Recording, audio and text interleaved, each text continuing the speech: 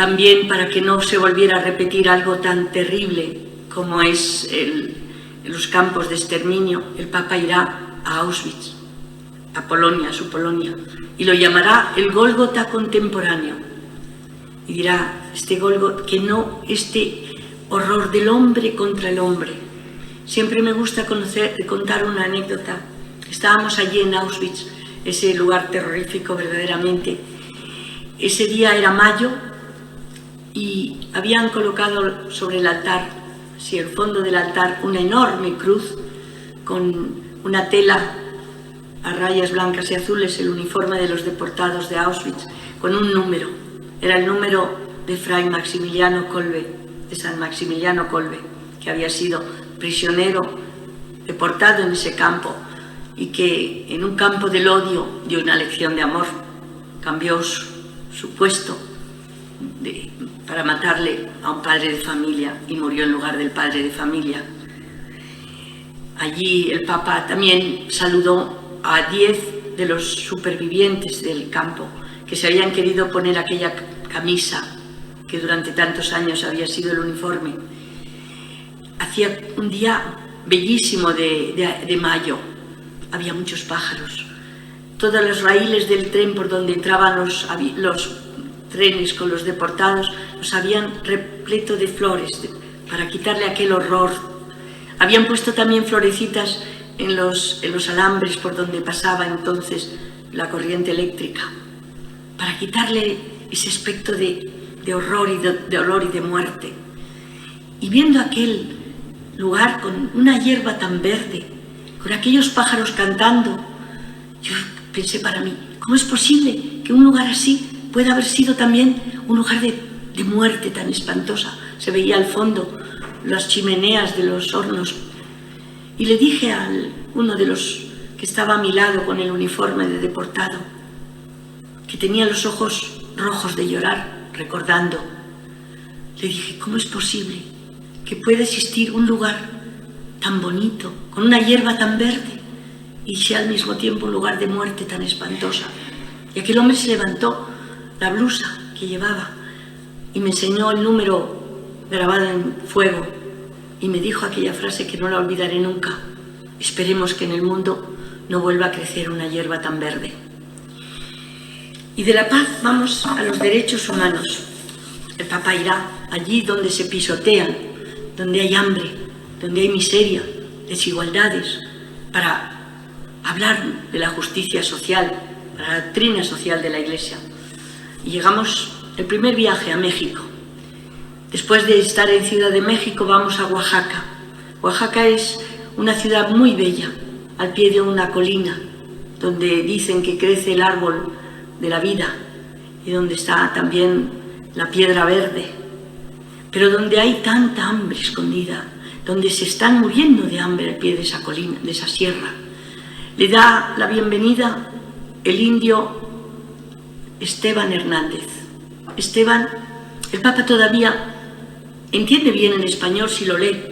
Había estudiado para poder gustar los escritos de Santa Teresa y de San Juan de la Cruz, pero no lo hablaba bien todavía. Yo recuerdo que preguntándole si estaba contento en México, viendo aquel entusiasmo de la gente, le dije, ¿está contento, Santidad? Y me contestó, sí, estoy mucho contento.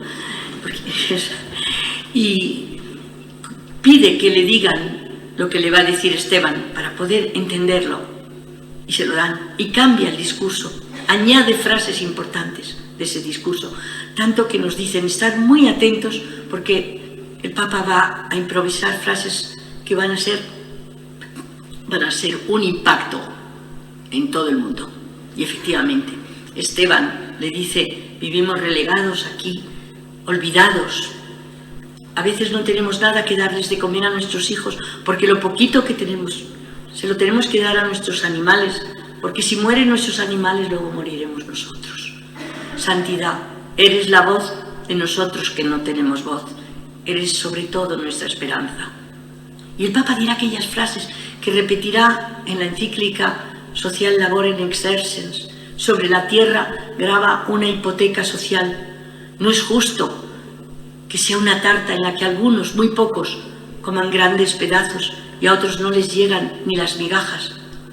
Hay que hacer reformas urgentes, en la mano el Evangelio. Y a los sacerdotes les dice, y a los líderes, no sois líderes sindicales, no sois tampoco políticos, sois sacerdotes con Cristo. Tenéis que ir con el Evangelio en la mano, defendiendo al hombre, la dignidad del hombre. De allí nos fuimos, voy a poner una nota un poco de vez en cuando, un poco alegre, cuando llegamos ese mismo día por la tarde, ya tarde, a Jalisco, a la capital, Guadalajara, donde están enloquecidos todos esperándole en el estadio, los mariachis, los jóvenes, bueno, un lío y va a entrar el Papa y el sacerdote que tiene el orden, que poner orden en todo el estadio. Cállense nomás, que está llegando su santidad. Wow, entonces, más mariachis, más lío, más jaleo. Y ya el Papa llega al estadio y ya aquello fue los mariachis, las porras, los Juan Pablo II, te quiere todo el mundo. Aquello no se podía, de la cantidad de alegría que había. Cállense nomás, que ha entrado su santidad. Y ya llega el Papa al micrófono para empezar a hablar y no le dejan, de la alegría que hay, de las canciones, de los aplausos, de todo. Y el pobre sacerdote, que ya no sabe qué decir, y cállense, vamos a escuchar a Dios. Y el Papa tiene el micrófono abierto, pero no lo sabe, y dice, no exageremos. Bueno, ya llegamos, bueno, aquello es la nota, digamos, ese México, que era contrastes de todo. Iremos también a Popayán, a Colombia, donde allí mandan los hombres del narcotráfico, de la droga. Y va a decirle el saludo de bienvenida a Popayán uno de los campesinos, Guillermo se llama.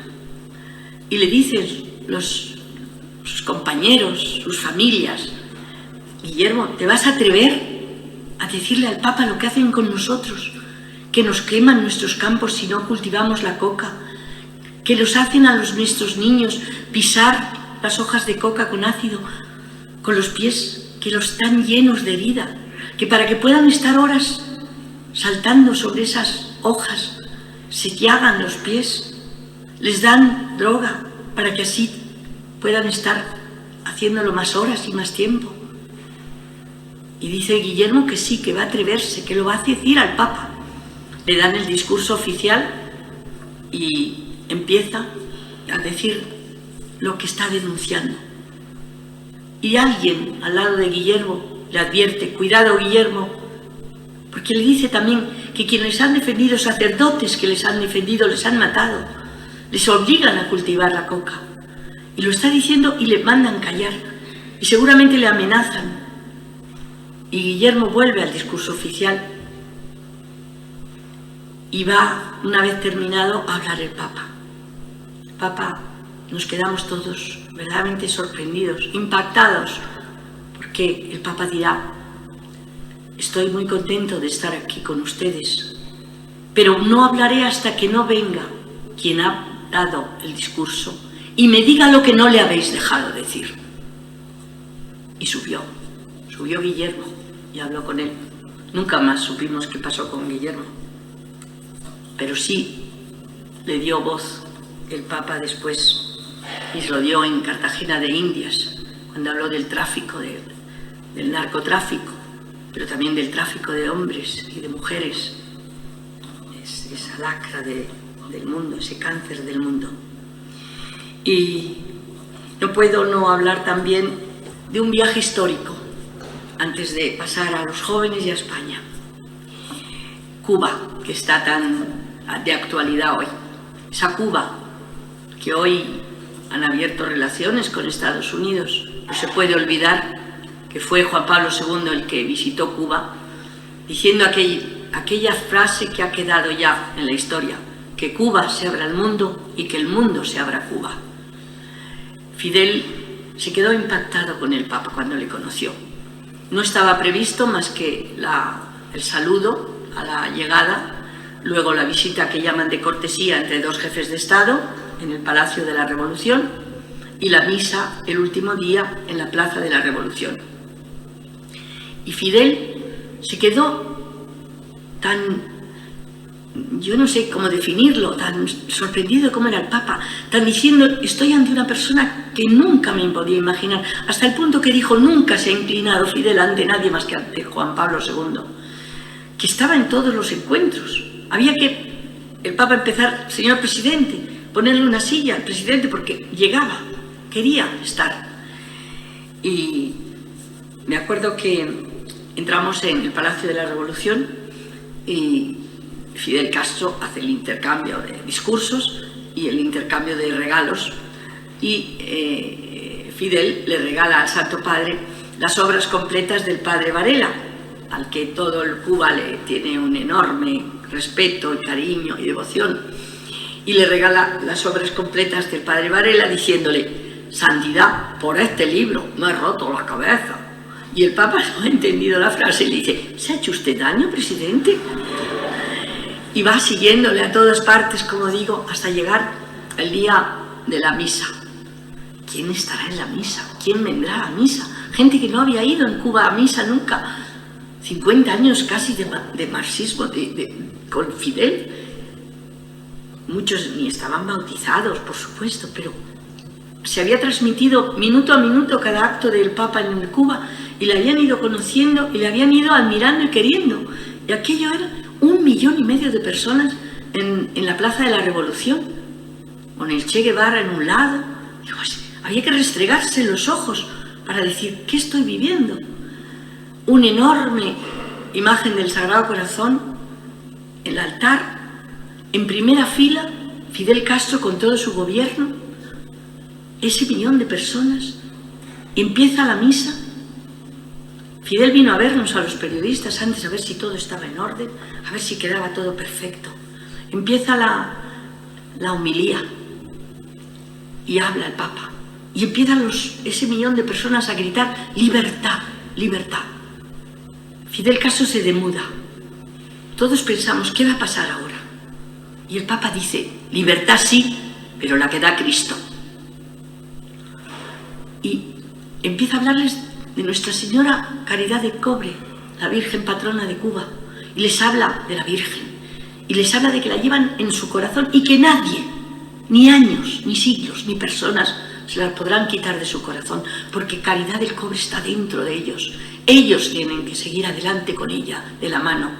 Y les habla de tal manera que empiezan a aplaudir, y mismo Fidel Castro aplaude. Y terminado empieza la homilía, el credo. No se lo sabe casi ninguno de los que está allí. Y es un credo dialogado. ¿Creéis en Jesucristo, único Dios? Y aquel 1 millón de gente diciendo, sí, creemos. ¿Creéis? Sí, creemos. Y yo, porque estaba allí, si me lo cuentan, no lo hubiera creído. Terminado el credo, empieza un viento, a soplar un viento que hasta las banderas que estaban colocadas allí a los lados empiezan a moverse. Y caen unas gotas de agua, como un bautismo colectivo de la isla de Cuba. Y dirá el Papa, es el viento del Espíritu que está soplando sobre Cuba. Y Fidel va de allí a despedirle al aeropuerto. Y tiene un discurso muy largo y lo corta. Y le dice, Santidad, gracias por su visita, gracias por lo que ha dicho que compartimos y gracias también por lo que podemos no compartir. Vuelva, Santidad, Cuba le necesita. Y el Papa repetirá lo que había dicho al llegar y repetía también muy a menudo, que Cuba se abra al mundo y que el mundo se abra a Cuba. Y la Navidad se celebrará y dejarán entrar sacerdotes y religiosos. Y ahora hay un convento de clausura en La Habana. Y ya no vuelve Juan Pablo II, ya quien volverá será Benedicto. Pero Fidel, a puñados porque está muy anciano y sobre todo no está bien, a puñados porque lo llevan sus hijos y su mujer, va a la Nunciatura porque quiere decirle al Papa Benedicto dos cosas. Nunca olvidaré la llegada de Juan Pablo II. Me ha impactado, me ha dejado una huella para siempre.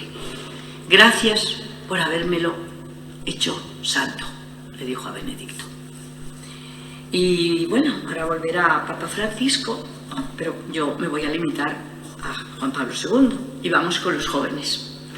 Los jóvenes, que como digo siempre, era la esperanza del Papa, creía en ellos, esperaba tanto de ellos y le dieron tanto los jóvenes también. Jóvenes que empezaron cuando empieza el pontificado y que termina un pontificado siendo ya menos jóvenes los jóvenes. Ese 2000, ese Tor Vergata, donde se reúne en el año 2000 con los jóvenes. Pero inventa las jornadas de la juventud, es él el que inventa las jornadas, la JMJ. JMJ que yo tendría que estar horas aquí explicando cada una, porque han sido 26, me parece, o 20, yo no me acuerdo ya el número, pero me las he hecho todas las jornadas de la juventud y tengo que decir que para mí la más bonita, la más emocionante fue la de Madrid. Esa, la última de Madrid, no la olvidaré nunca. Pero las jornadas, por ejemplo, la de Viena, no era jornada sino encuentro con los jóvenes, porque si no era jornada era encuentro con los jóvenes. No había un solo viaje en el que no hubiera un encuentro con los jóvenes. En Viena, a todos los que llegábamos al encuentro nos daban un ramito de flores. Y al Papa le dieron el ramito, nunca tiene nada en la mano el Papa, en cuanto le dieron el ramito se lo quitaron, se lo dejaron hablar. Y empiezan los jóvenes siempre a exponerle al Papa sus deseos, sus inquietudes, los miedos que tienen, los problemas de los jóvenes. Se los hacen incluso llegar al Vaticano antes para que el discurso luego esté centrado sobre lo que el Papa quiere decir, lo que quiere contestar a los jóvenes. Y allí, terminado el encuentro con esos discursos que son siempre más o menos lo mismo, no tengáis miedo, abrir los brazos de par en par a Cristo, las ideas no se imponen, se proponen, se puede ser joven y querer a Cristo, digo para frases de ese encuentro último ya muy mayor en Cuatro Vientos con los jóvenes, pero son siempre esos discursos a los jóvenes que les inyecta entusiasmo, ilusiones, ideales. Vamos a hacer un mundo mejor. Y al terminar el encuentro, esos jóvenes forman, como bailando, con las flores, una cruz gigantesca. Era como diciendo, los jóvenes tenemos que llevar una cruz.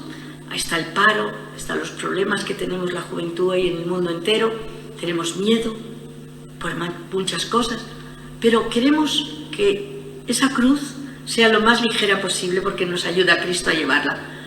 Y es una cruz de flores. Y formaron una inmensa cruz de flores.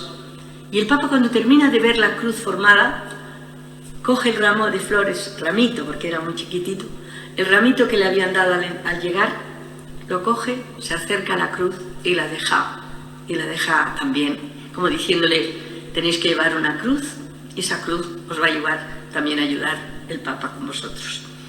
En Montreal, una ciudad tan moderna, en Canadá, parece que en Canadá no puede haber problemas, es un país tan rico, con tantas posibilidades, y sin embargo, pocas veces he visto una juventud más triste, donde el índice de suicidios es más alto y donde más angustia había en todo lo que les pusieron al Papa.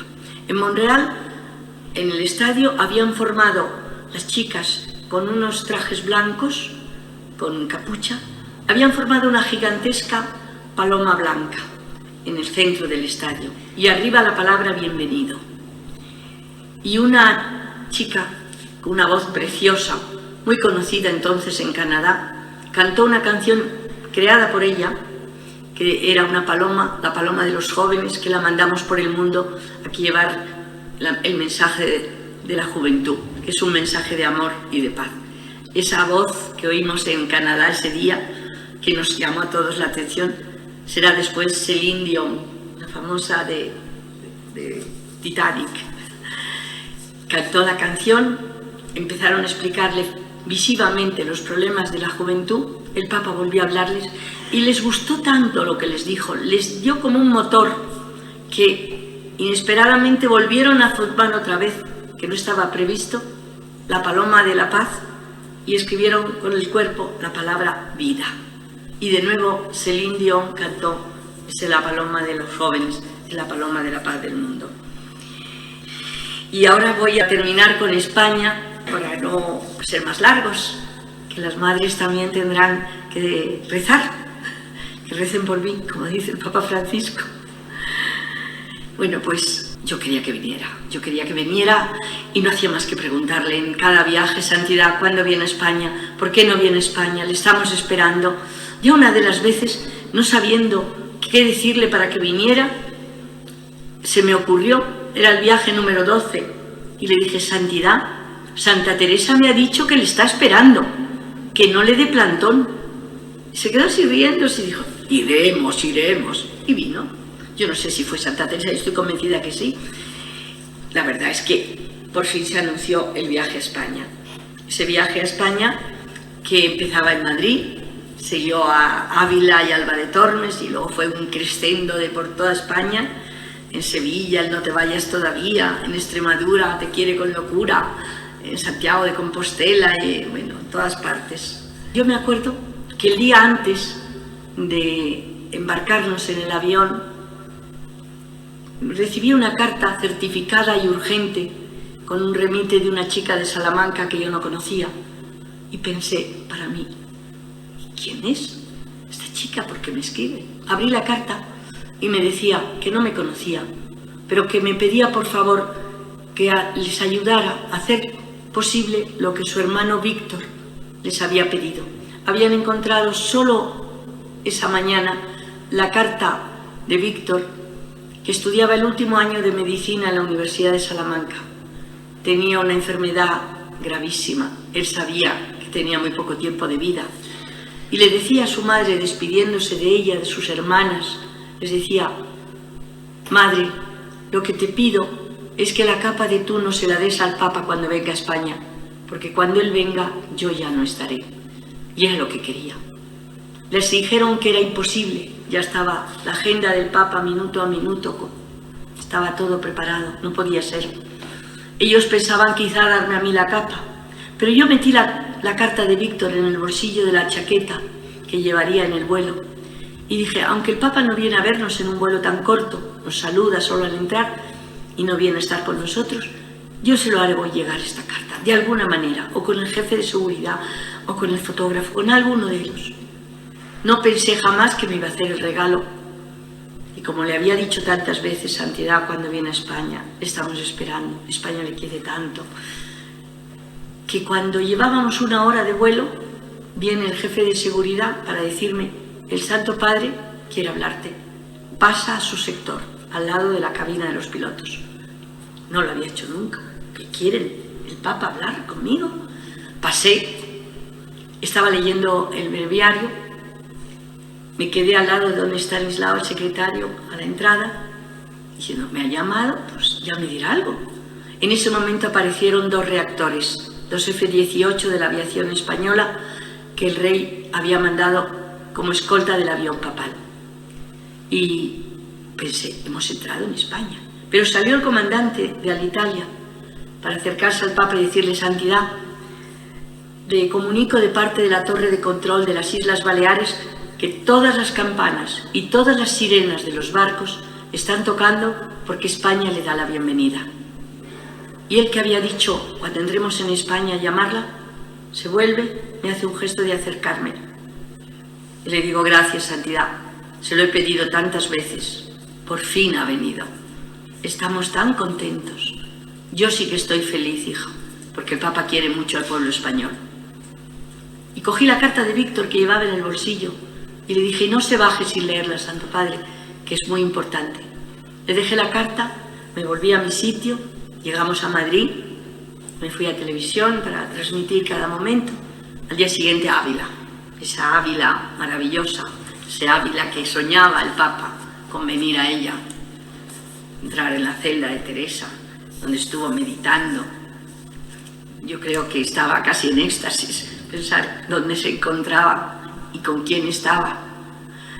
Y después de ese encuentro, que como digo, los que la han vivido no lo olvidarán nunca, entró por la Encarnación, se despidió por San José, o sea, Teresa la tuvo siempre cerca, dirá: hija singularmente amada de la divina sabiduría, gloria de España, luz de la Iglesia, honor de las mujeres cristianas. Y de aquí nos fuimos a Alba de Tormes. Y en Alba de Tormes, cuando estábamos allí en el encuentro, vimos una señora de luto, con mantilla, llevaba una capa en la mano. Pensé para mí, es la madre de Víctor, seguro que es la madre de Víctor. Y aquella noche me llamó la hermana para darme las gracias, porque le habían llamado a su madre, de parte del Santo Padre, para que fuera ella misma, la madre, la que entregara la capa de su hijo Víctor. Y no solamente entregara la capa de su hijo, sino que también estuviera la tuna de medicina donde él tocaba, tocando aquello que a Víctor más le gustaba. Y con clavelitos el Papa recibió de manos de la madre esa capa de Víctor. Y yo siempre digo, y con eso quiero terminar, que en la capa, en Víctor, en la tuna, estaba la juventud española. En esa madre estaban todas las familias españolas y estábamos sobre todo en tierra de Teresa. Muchas gracias.